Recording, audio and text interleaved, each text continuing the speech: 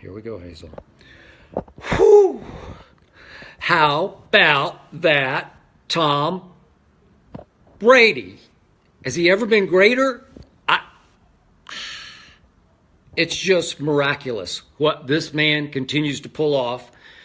Quick cameo as you're getting settled in for a quick Facebook for me before the Eagles and the Vikings square off. Quick cameo, Ernestine's out shopping. Here's Hazel, our little daughter, our little Maltese. Hi, Hazel. She took a bath yesterday. She looks pretty good. How are you? You're kind of scared that your mom, aren't you? Well, say hi to Facebook. Say hi to Facebook. Thank you. Got to clean my nose before I do Facebook. Thank you. That's sweet. Okay, she's actually the fiercest Maltese this side of Malta. A year and 3 months is little Hazel Bayless, our only child. Thank you very much. Thank you, Hazel. She's going into my trash right now. See what she can dig out, and I'm sure she will get something. Yeah, she's got a protein bar wrapper. She's going to tear it apart.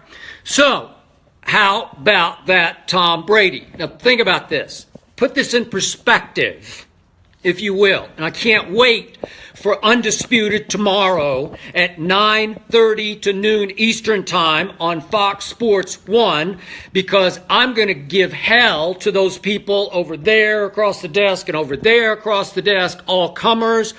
I've taken so much crap about Tom Brady. I had Shannon Sharp on Thursday, I think it was, saying that the Patriots have fabricated the injury. He tried to back that up a little bit, walk it back just a little bit on Friday, saying, well, maybe I chose the wrong word. Maybe they embellished his injury. Well, it was 10 stitches worth of embellishment. It was 10 stitches worth of fabrication. Again, not the end of the world, but pretty big distraction, wouldn't you say, on a week in which you're preparing to play the team that has all the kryptonite that Brady could ever ask for. I'm sorry, I'm not mad at you, Hazel. Hazel's a little freak, but I want you to put this in perspective. Not only does he have 10 stitches in his throwing hand, not only is he not sure going into the game whether he's going to wear a glove or no glove, warmed up without the glove, thought it was okay, just said via CBS that obviously he was freaked out on Wednesday, Thursday, and Friday, but then calmed down as he figured out he could throw it without a glove. And I will make no excuse. I'm not going to lay it on thick about it. I don't even care about the 10 stitches, but I do care about this. Hazel's now down at my feet. She's rapt. She's into what I'm saying. She was watching Brady too. She's into it. Think about this. No Julian Edelman. No Gronkowski today. Thank you, Hazel. Go on. I'll be right back. Now, had an audience of one. Now I just have an audience of you. Think about this. No, they reacquired Martellus. No Martellus, shoulder busted. He was damaged goods already. Think about this. Malcolm Mitchell emerged at the end of the year last year as pretty viable out of Georgia. Pretty good third down receiver, a little bigger receiver. Nope. Gone all year. They acquired Kenny Britt late in the year, and I thought, oh, big target who can run a little bit, inactive today. Think about this. No Gronk for the end of the year last year, the last 8 games. And what I said at halftime, late in the second quarter, stood up, because I swear Tom Brady's at least as good without Gronkowski. So Shannon Sharp, I'm coming for you tomorrow. I'm coming for everybody on Undisputed who gives me all this crap about how Gronkowski makes Tom Brady. Baloney, he does. Baloney. Tom Brady makes Tom Brady. Tom Brady makes Bill Belichick. Tom Brady makes that whole team go. He's up against the hottest young defense in pro football. It is hellacious good. It is stud upon stud upon stud. Jalen Ramsey guaranteeing victory. Eat that, Jalen.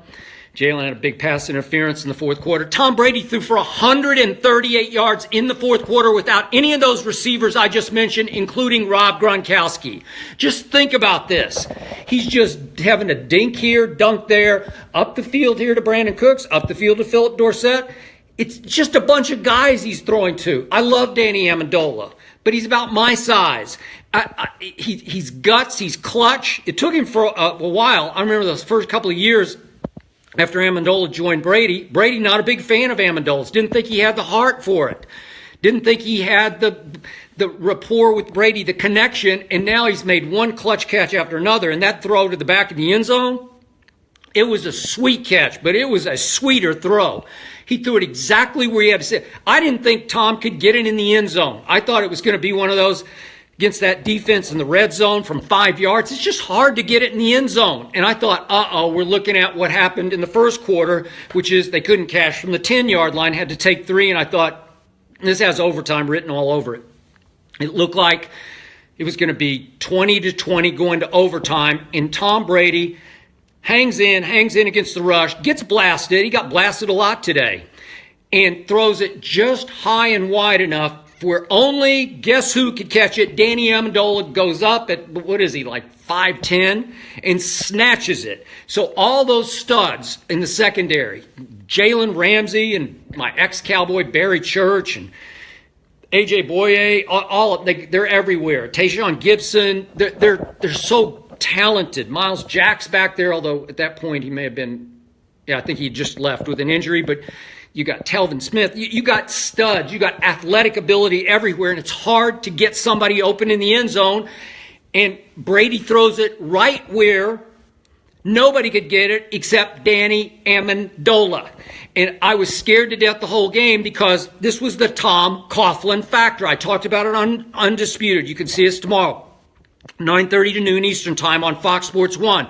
But Tom Brady, student of history, knows that Tom Coughlin has been his kryptonite. Tom Coughlin has had his number dating all the way back to the 2007 season, in which, again, without going into all the gory detail, Tom Coughlin's team took Brady to the wire in the last regular season game. It was 38-35, and that was the record-setting Brady to Randy Moss with Welker team. And it was 38-35 at the Meadowlands, remember, on that Saturday night at the end of the year. And it set up on confidence what Eli and company were about to do to Tom Brady in the Super Bowl, which was, 17-14. Tom Brady throws it to Moss with 2 minutes left. Looked like it was the 14-10 winning touchdown. And then Eli pulls off the luckiest play in the history of the Super Bowl, basically closing his eyes and flinging it as far as he could, a pass and a prayer. And it sticks basically in Tyree's face mask in front of Rodney Harrison. Again, Eli was on Undisputed at the Super Bowl a year ago and admitted, it was the luckiest play he ever pulled off because he about got sacked 3 times. And Eli, not the most mobile quarterback, escaped, closed his eyes, actually put his hand over his eyes, I'm kidding, and threw it as far as he could, and Tyree comes down to it, and it just changed the game. Game would have been over right there, and instead he's able to throw it to Plaxico for the winning touchdown. Brady got Eli'd. And then Brady got Eli'd again in Foxborough in the regular season. It was 24-20 on a late Eli touchdown pass. And then Brady got Eli'd again in the second Super Bowl with the Manningham pass, which was not lucky. It was right down the chimney to Manningham, which set up the one Brady mistake that he's made in all of his Super Bowls. He's now about to go to his 8th Super Bowl. And he was a little high and outside to Wes Welker up the seam, not a route that Wes Welker ran very much. It was actually a pretty deep throw, and nobody's home up the seam, and Brady throws it high and outside the left, and Welker should have snagged it, and he did not. It's a catchable ball, but Brady was slightly off target, and the next day I was on the other show on ESPN, and I criticized Brady because he missed it a little bit. That's the only throw I've ever seen him miss in a crucial clutch situation in a Super Bowl. So now he's done it again. He threw for 138 today against Tom Coughlin, his nemesis. And I thought, again, on Wednesday, I'm thinking Tom Coughlin got him again. I'm sure Brady in the back of his mind was thinking, he did it again. I got a freak accident here. I'm trying to hand off to Burkhead in practice. At least that's what the report said. Got his hand stuck. Freakish cut, where it cuts just at the base of the thumb. 10 stitches necessary, quite a few. And I'm sure it was just nagging, distracting, and he's thinking, he's got me again. He's got the kind of defense I'm going to have a hard time against, especially if they can get pressure with their front four. And to New England's credit, they protected Brady just enough to give him enough time in the fourth quarter to do what he did. To the Legion of Boom, the Seattle defense in that Super Bowl, and I realize it took a flukish play at the end of the game. I just thought it was a great play by Malcolm Butler, but don't forget what Tom Brady did in the fourth quarter of that game. 13 of 15 for, if memory serves, like 124 in that game. That's against the Legion of Boom in the fourth quarter. You want to talk about all-time clutch? And then against Atlanta, you want to talk all-time clutch? Tom Brady against the Falcons, I know it was 28-3, and maybe Atlanta didn't have the best defense, but it was the hottest defense at the end of the year, according to all the experts. And what did Tom Brady do to the Falcons in the fourth quarter and overtime? He threw for 246 yards. It's impossible. It's impossibly clutch. There's never been anything like him. And then Shannon Sharp's trying to say they're trying to create a false narrative, like fake news.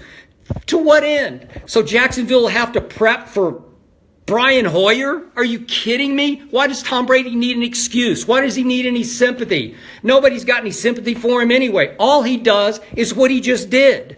And in the end, does this not validate Robert Kraft pushing? I see Tom's going to talk for a second here, so if you need to listen, go ahead. But I'm going to keep rolling here because remember what just happened.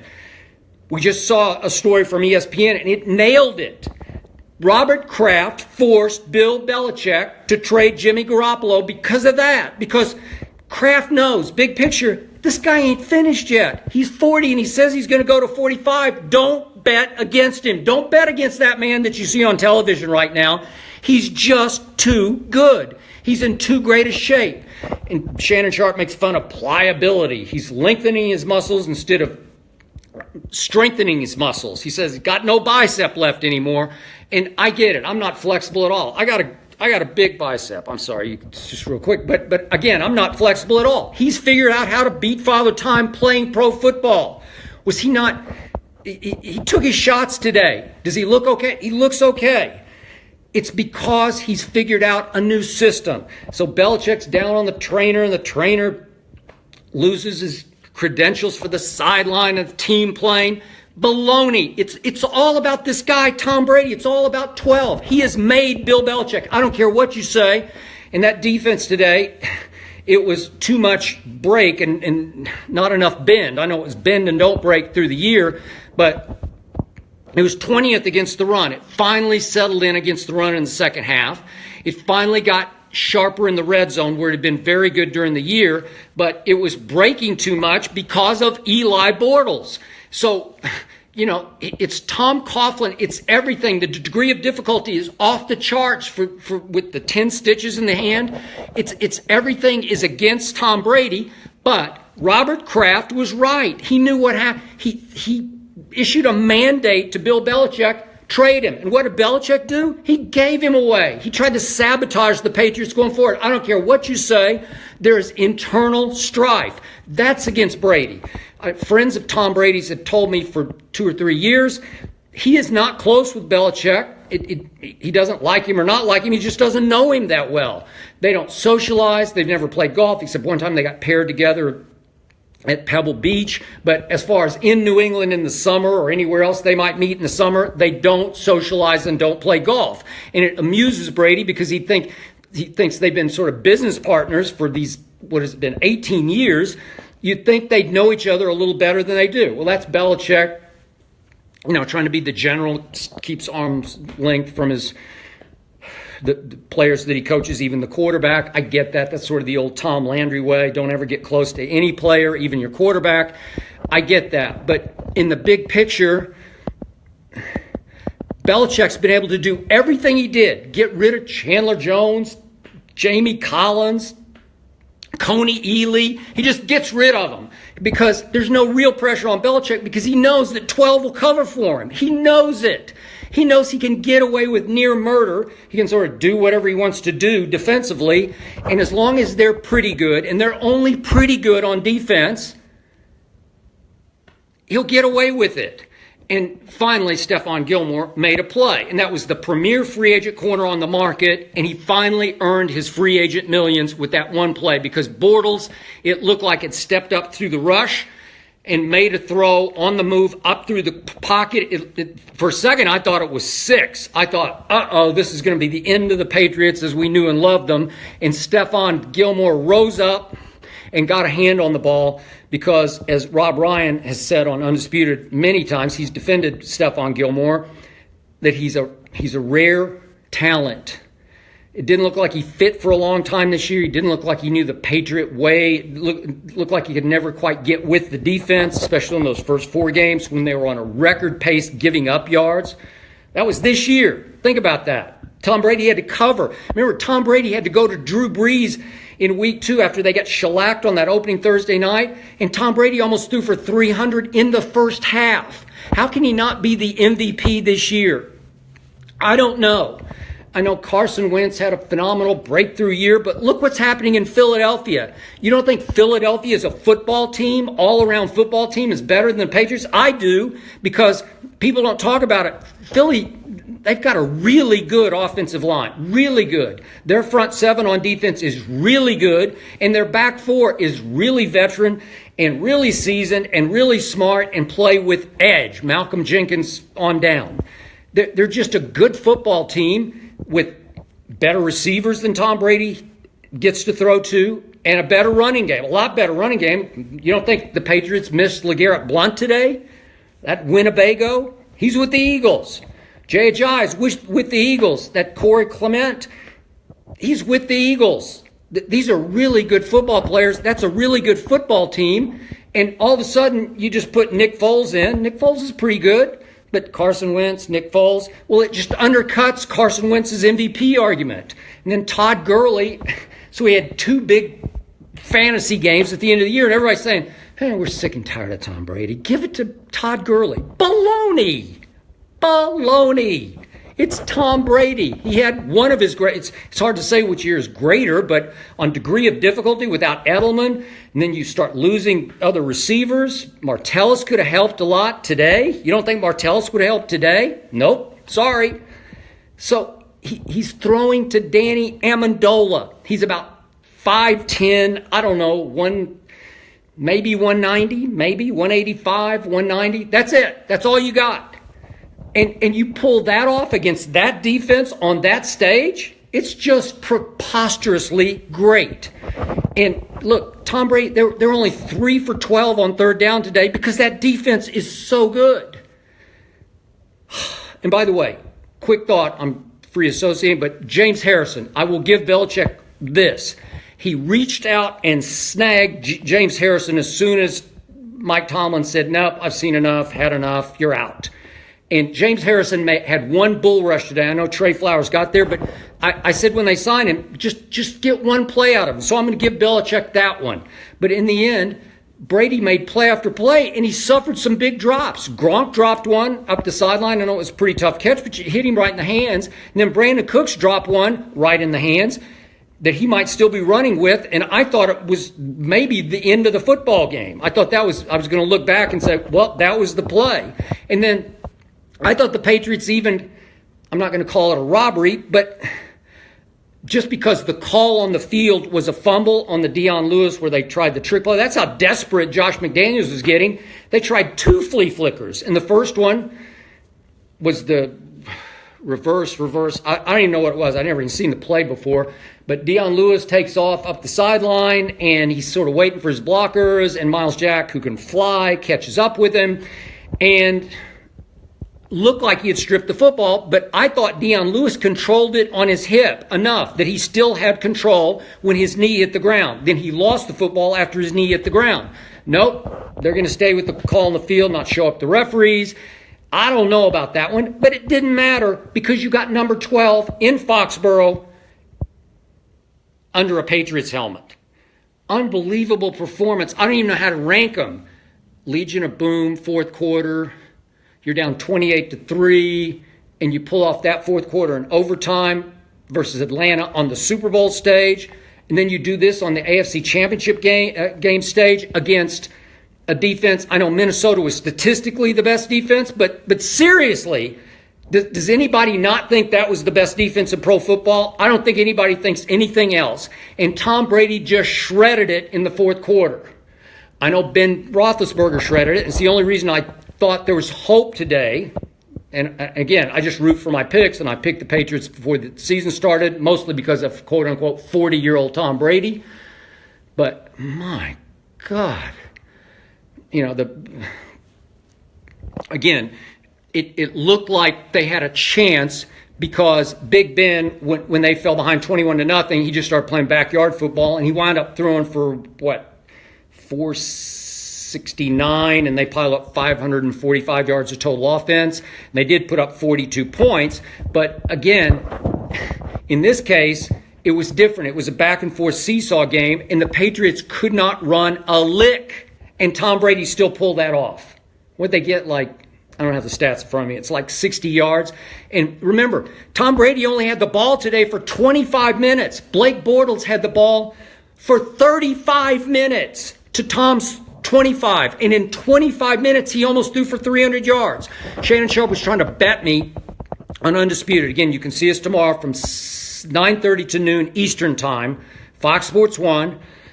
He was trying to bet me all week. I bet you Tom Brady doesn't throw for 300 against this defense. He threw for 290 in 25 minutes. They had it for 35. He had it for 25. Just on the spirit, I didn't take the bet because I just said I don't want to get involved in that. I only care about who wins the game. And, of course, Shannon Sharp chickened out, as he always does. He's still going to pick Tom Brady. And he's just doing it to CYA, just so he's rooting like crazy against Brady, as most people are outside Patriot Nation. The Brady hate, the Brady resentment, the Brady jealousy is incomprehensible to me. People don't like him. A lot of commentators on Undisputed don't like him because he doesn't fit the mold of what they want a franchise star, best quarterback ever to look like, to act like. He's aw shucks, gee whiz. The dad next door posting silly pictures, lame little pictures on Instagram and Facebook of him and his kids eating avocado ice cream. There's no edge to him except when he turns into Psycho Tom on the field. But they don't want that. They want Aaron Rodgers swagger, discount, double check, baloney. Aaron Rodgers can't carry this guy's jock. It boils down to that. He can't. Look at Aaron Rodgers' record in the postseason since he won his one Super Bowl. He's 5-6 in the postseason, and he's lost two home games? I think it's 3 home games. I'd have to check on that. I know he lost to Kaepernick at home. He lost to Eli at home.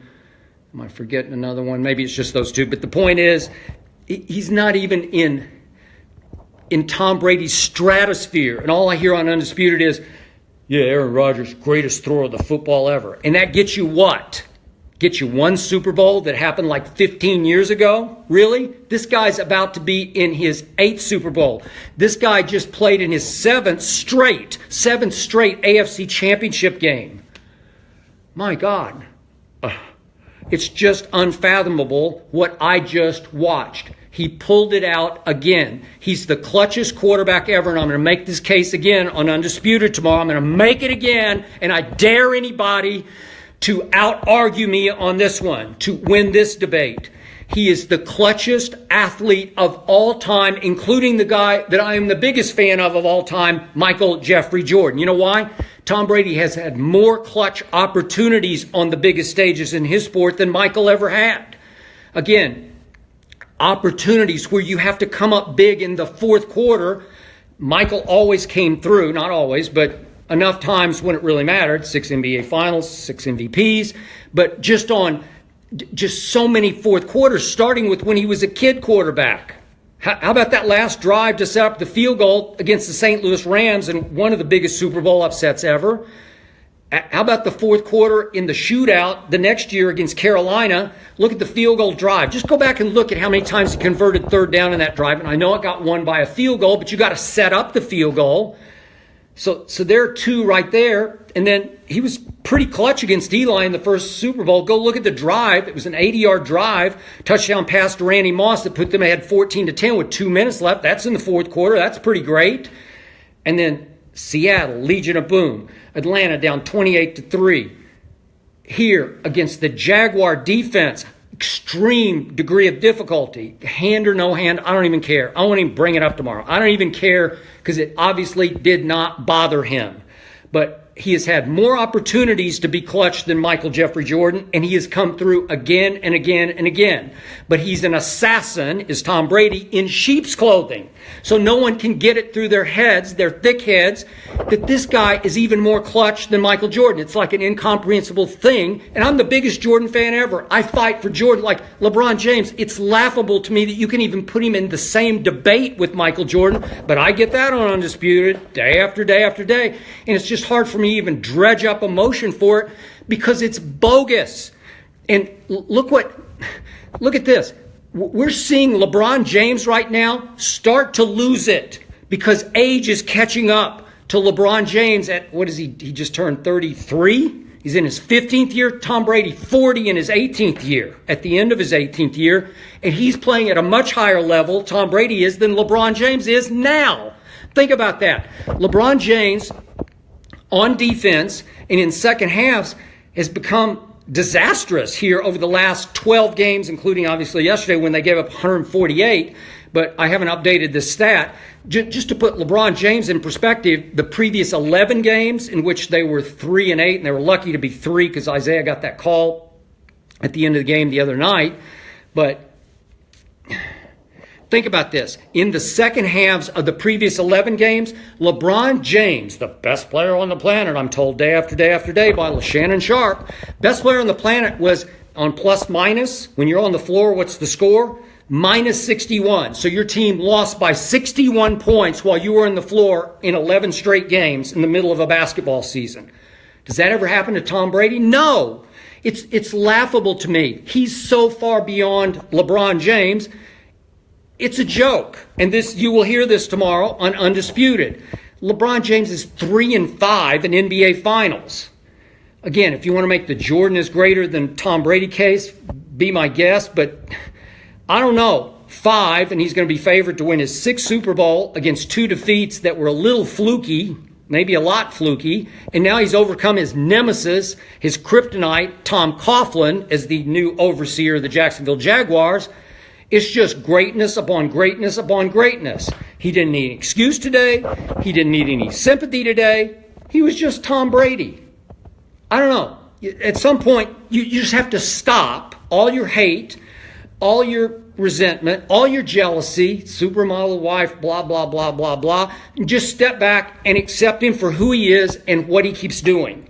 We've never seen anything like it in sports, not just in football, in sports. And he pulled it off again against a Blake Bortles who had turned into Eli Bortles. He was Eli. Blake Bortles was phenomenal today.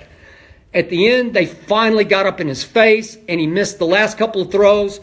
But at one point, he was 13 of 15. I guess in the first half, he's 13 of 15, and they just kept converting third down after third down after third down. I'm not sure what it turned out. I don't have the stats right in front of me. They're 4 out of 6 at halftime. I know he had a late big third down conversion that looked like it was going to set them up to win the game, and Tom Brady won the game. Ha! I need to take a shower before the next game. I'm sweaty. I've sweated through pitted out my shirt. I've never seen anything like it. I can't wait to talk about it. I will join you, probably not at halftime of this game, but after this game. I'm hyperventilating. I got to calm down. I got to get myself back together. I'm going to go Eagles at home because that's a really good football team with a decent quarterback in Nick Foles, a former third-round draft pick out of Drew Brees High School in Austin, Texas, Austin Westlake, where all they did was throw the football. Nick Foles threw for 4,000 yards his last year at Arizona. He can throw it. He can operate that West Coast, that run-pass option. I think it would be plenty good enough because the team around him is really good. So I think the magic carpet ride for the Vikings stops here. But last point, I will be rooting like mad for the Vikings to win this game, even though my head, it's like head over heart. Head tells me Eagles, because that's a hard place to win a playoff game.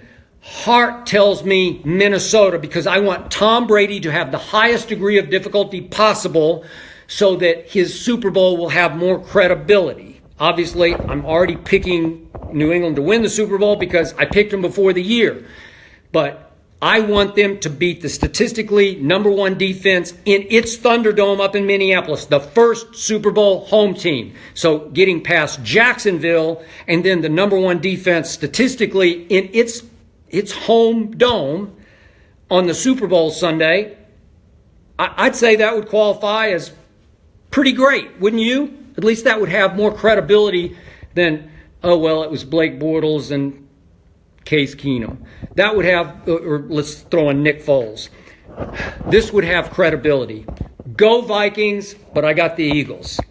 I'll talk to you after the game. Thank you for hanging with me. Whew.